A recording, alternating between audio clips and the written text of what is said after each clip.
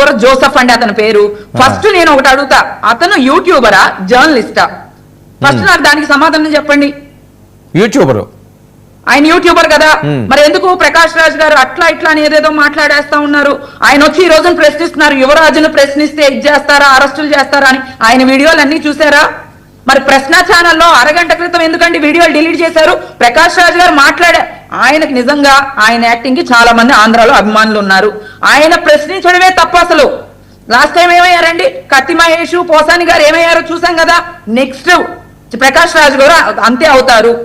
మేము చెప్తా ఉన్నాం, ఆయన మాట్లాడుతున్నారు దేశద్రోహం, నేను ఉగ్రవాదులతో ఇది చేస్తాను, నేను లైవ్ లో రేప్ చేస్తానంటే ఎందుకు అరెస్ట్ చేయరండి?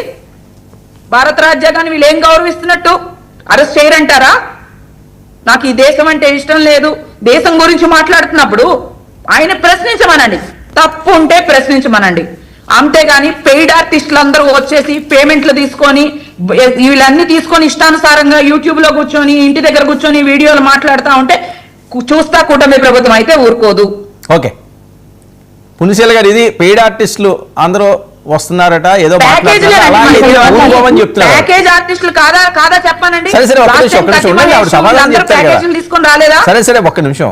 ఇదండి పుణ్యశీల గారు, ఇలా ప్యాకేజీలు తీసుకుంటూ వచ్చి ఎవరిని ఇష్టం వచ్చినట్లుగా మాట్లాడినా క్షమించము, ఉపేక్షించము, ఇలాగే ఉంటుంది అని డైరెక్ట్ గానే చెప్తున్నారు.